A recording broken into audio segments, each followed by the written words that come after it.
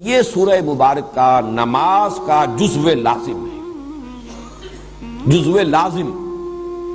چنانچہ اس کے ضمن میں وہ حدیث میں آپ کو سنا دینا چاہتا ہوں کہ جو بخاری میں بھی ہے، مسلم میں بھی ہے، ترمذی میں، ابو داؤد میں، نسائی میں وغیرہم، یوں سمجھیے کہ محدثین نے سب نے اس کو تسلیم کیا ہے۔ اور یہ حضرت عبادہ ابن صامت سے ہے رضی اللہ تعالی عنہ۔ وہ فرماتے ہیں کہ حضور نے ارشاد فرمایا لا صلاۃ لمن لم یقرأ بفاتحۃ الکتاب،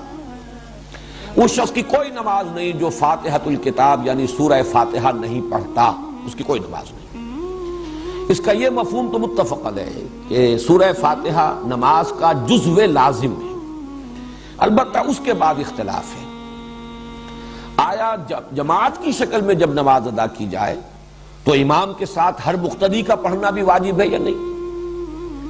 اس میں تین آراء ہیں ہمارے ہاں، دو انتہائی آراء ہیں، ایک درمیانی رائے ہے۔ ایک رائے جو ہمارے ہاں تو بہت ہی معروف ہے، مشہور ہے، اس لیے کہ امام ابو حنیفہ کی رائے ہے، فقہ حنفی کا بڑا اہم مسئلہ ہے، اور ہماری عظیم اکثریت جو آبادی کی وہ حنفی المسلک ہے۔ تو وہ تو یہ ہے کہ امام کی قرات جب ہو رہی ہے، امام کے ساتھ آپ نماز پڑھ رہے ہیں تو امام کی قرات ہی آپ کے لیے قرات ہے، آپ کو نماز نہیں پڑھنی۔ مقتدی کے لیے یہ سورہ فاتحہ جو ہے اس کا پڑھنا ضروری نہیں، بلکہ نہ صرف یہ کہ ضروری نہیں بلکہ نہ پڑھنا ضروری ہے۔ یہ انتہائی شدت ہے کہ جو حنفی مسلک میں اس بارے میں ہے،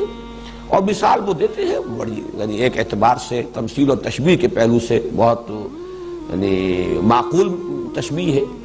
کہ جب وفد کی صورت میں کہیں جائے، کسی بڑی شخصیت کے سامنے پیشی ہو، حاضری ہو، تو کوئی ایک ہوتا ہے جو نمائندہ،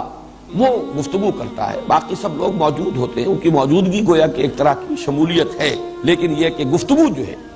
کوئی درخواست پیش کرنی ہے، کوئی مطالبہ رکھنا ہے تو وہ ایک ان کا نمائندہ پیش کرتا ہے۔ اسی طریقے سے جب امام پڑھ رہا ہے تو گویا کہ مقتدیوں کی طرف سے قرات ہو گئی۔ یعنی یہ مطلب نہیں ہے کہ یہ نماز کا جزو لازم نہیں ہے، صرف یہ ہے کہ جب جماعت کی شکل میں نماز پڑھی جا رہی ہو تو سورہ فاتحہ جب امام نے پڑھ لی تو گویا کہ تمام مقتدیوں کی طرف سے بھی قرات کا حق ادا ہو گیا۔ اس کے بالکل برعکس اور دوسری انتہائی رائے جو ہے وہ امام شافعی کی ہے رحمہ اللہ، کہ جو ظاہر ہے اس کا، ویسے یہ میں عرض کر دوں کہ جو موقف ہے امام ابو حنیفہ کا اور جو حنفی مسلک ہے، اس میں ایک دلیل یہ بھی پیش کی جاتی ہے کہ قرآن حکیم میں یہ حکم ہے اذا قرئ القرآن فاستمعوا له وانصتوا، جب قرآن پڑھا جائے تو اس کو توجہ سے سنو، پورا دھیان ادھر لگاؤ اور خود خاموش رہو۔ اگرچہ یہ دلیل جو ہے در حقیقت بنتی ہے تیسری رائے کے لیے جو میں بعد میں عرض کروں گا، لیکن اسے بھی جو حنفی المسلک لوگ ہیں وہ اپنے موقف کی دلیل کے طور پر پیش کرتے ہیں۔ اس کے بالکل برعکس ہے، وہ گویا کہ اس حدیث کے جو الفاظ ہیں اس پر مبنی ہے، ظاہر الفاظ لا صلاۃ لمن لم یقرأ بفاتحۃ الکتاب، اور حدیث یقیناً اتنی قوی ہے، اتنی مستند ہے، اپنے سند کے اعتبار سے اتنی اعلیٰ رتبے کی ہے کہ ظاہر بات ہے کہ اس سے اونچا رتبہ تو کوئی اور ہو نہیں سکتا کسی حدیث کا، سند کے اعتبار سے، روایت کے اعتبار سے۔ تو امام شافعی کی رائے یہ ہے کہ ہر نمازی مقتدی بھی پڑھے، پڑھنے کے پھر ان کے ہاں مختلف انداز ہیں، چونکہ حضور کا ایک معمول یہ بھی نقل ہوا ہے کہ آپ جب پڑھتے تھے سورہ فاتحہ جہری رکعت میں بھی، اس کے بعد تھوڑی دیر تک آپ خاموش رہتے تھے، وقفہ ہوتا تھا۔ ہم تو ہماری عادت تو یہ ہے کہ فوراً ہی کوئی جو سورت ملانی ہے یا کچھ قرآن کا حصہ پڑھنا ہے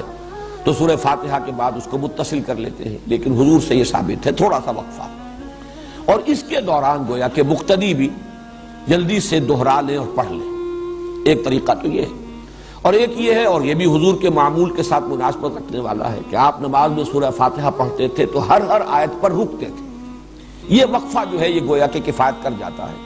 کہ امام نے کہا الحمدللہ رب العالمین، اور اس کے بعد وہ ذرا سا وقفہ دے تاکہ مقتدی بھی الحمدللہ رب العالمین پڑھ لیں، پھر الرحمن الرحیم وقفہ دے تاکہ مقتدی بھی پڑھ لیں۔ بہرحال یہ تو ہوا اس کی جو عملی شکل ہے، لیکن اس وقت میں صرف موقف اور مسلک بیان کر رہا ہوں کہ امام شافعی کا اور شوافع کا اور حنابلہ کا یہ موقف ہے، اور چونکہ امام احمد ابن حنبل شاگرد ہیں امام شافعی کے تو تسلسل بھی ہے،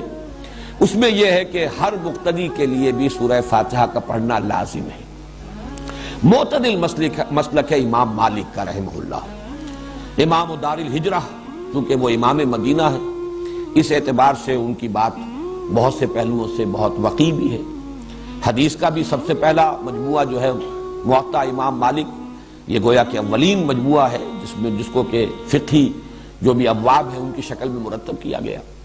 امام مالک کا موقف یہ ہے، اور میں اس کو کوئی باک نہیں سمجھتا اس کے بیان کرنے میں کہ میرا اپنا عمل اس پر ہے، وہ یہ ہے کہ جہری رکعت میں امام کی قرات کو توجہ سے سنو، گویا کہ عمل ہو گیا اس آیت پر، اذا قرئ القرآن فاستمعوا له وانصتوا۔ البتہ سری رکعت ہے، اس میں خود سورہ فاتحہ پڑھو، اس لیے کہ اس وقت آپ سن نہیں رہے۔ لیکن یہ کہ ہمارے ہاں بعض جو مفتی حضرات ہیں، حنفی مفتی حضرات، وہ اس میں بہت شدت سے کام لیتے ہیں کہ فرض کیجئے کوئی رکعت آپ کی چھوٹ گئی تھی، پہلی رکعت رہ گئی تھی، آپ دوسری میں شریک ہوئے، تو اب اگر آپ اپنی رکعت پہلی جو ہے پڑھنے کے لیے، جبکہ باقی نمازی فارغ ہو گئے، سلام پھر چکا، امام سلام پھر چکا، اب آپ کھڑے ہو کر جو رکعت پڑھ رہے ہیں، تو شدت کی انتہا یہ کہ اس رکعت میں بھی سورہ فاتحہ مت پڑھو، صرف اتنی دیر کھڑے رہو جتنی دیر کے سورہ فاتحہ پڑھی جاتی ہے۔ اب یہ چیز جو ہے میرے نزدیک انتہا پسندی والا معاملہ ہے بالکل اس معاملے میں۔ بہرحال درمیانی مسلک یہ ہے، لیکن یہ کہ اس وقت جو کچھ مجھے بیان کرنا تھا یہ میں نے بیان کر دیا، اس لیے کہ یہ عملی مسئلہ ہے، بہت سے حضرات کو اس سے سابقہ پیش آ سکتا ہے،